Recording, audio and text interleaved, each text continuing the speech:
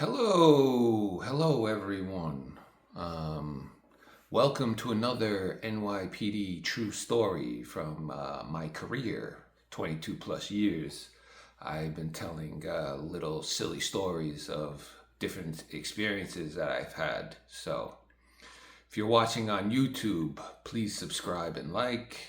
All my friends and family watching on Facebook and Instagram, etc. Hello to you too.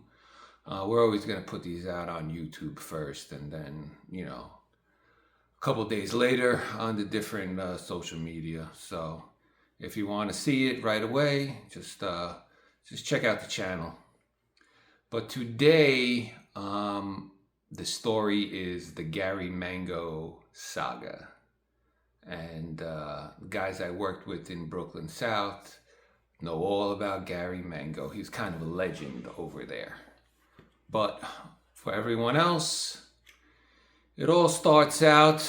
I'm a sergeant. I'm assigned to the Brooklyn South Gang Squad. We are working one evening. A couple of my guys on patrol observe a car double parked in a fire hydrant by Kings County Hospital. The driver's acting a little suspicious, so they try to stop the car, pull him over, put the lights on. Right away, the car takes off, and we have a pursuit. And you're not supposed to pursue cars in New York City, at this time, at least. My guys, very experienced, say they have the car under observation. I hear this, I know what they mean. So while they have the car under observation, the car moves from the 7-1 precinct to the 6-7 precinct, all the way to the 6-3 precinct. At a certain time, everybody knows what's up. This is not an observation, this is a pursuit. A sergeant tries to call off the pursuit, which he's supposed to do at this time, but me, being fully invested and wanting to catch this guy really bad, go grab the radio, disregard that last transmission, gang sergeant, keep the car under observation.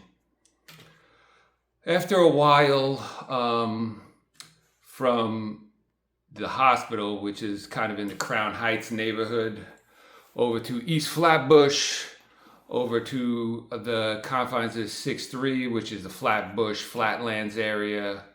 That's where the chase ends. My guys actually strike a lamppost, and the car gets away.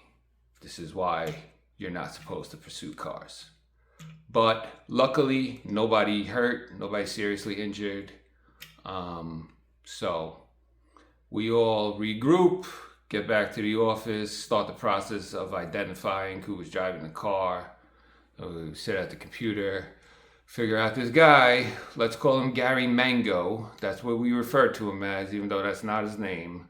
But we call him Gary Mango. We identify him. And now we're in the process of coming up with some charges for him. I have a detective working on it. He volunteered right away. He wanted to take the case. Let's call him McGillicuddy. All right, not his name. McGillicuddy does some really good work on that case the first day. All the paperwork is tight, pictures, photo array, all that stuff. Reports are looking good. Great work that first day. As the days go on, I come to work every day. I see McGillicuddy at his desk. He's supposed to be looking for this guy. I see him every day at his desk. So I noticed he didn't drop an iCard. So an iCard, for those who don't know, is basically just something we drop into the computer where lets other cops know if this individual is stopped anywhere that there is probable cause for his arrest. So I go to McGillicuddy. I said, McGillicuddy, you gonna drop this iCard? he said to me, "I like the thrill of the hunt." I said, "Well, I come in every day. I see you at your desk. I basically have to chase you out of the office 2, 3 hours later and make sure you hit the street. So unless Gary Mango is going to be at your desk one day when you come in for work, you're not going to catch him here. Drop the iCard." The iCard is dropped. Still no Gary Mango. All right, the days go on, the weeks go on. We cannot find Gary Mango. At a certain point, I very maturely came up with this idea in order to motivate McGillicuddy, or whatever the case may be, that I was going to prank him. And I was going to say I was Gary Mango. So we had an office phone, was not emergency number or anything like that. We had an office phone with an old school answering machine. So when I knew nobody was there, I would call. I would, I would hide my voice. I'd be like, "McGillicuddy, Gary Mango, you bitch ass, you never catch me, blah, blah, blah," and hang up. And I started a tradition. I would do this every Christmas. Christmas, Eve. I'd be like, "Merry Christmas, McGillicuddy. It's Gary Mango. You still haven't caught me yet. You never catch me, you bitch ass, blah, blah, blah." So, really mature, I know. These are things you do to bust each other's chops in the police department, So I kept this on for a long time.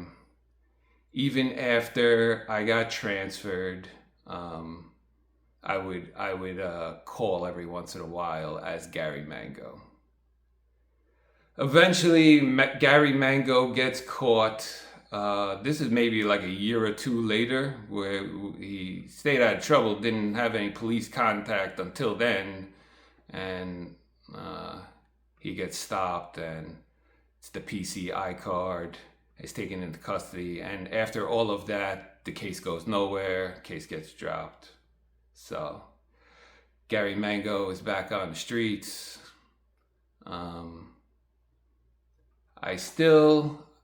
McGillicuddy now is getting ready to retire, and his last day. And one last time, I call the office. Gary Mango. It's like, "McGillicuddy, you're retiring. You never caught me. Ha ha ha, Gary Mango." And that's the story of Gary Mango and Detective McGillicuddy. So, strange, but true story.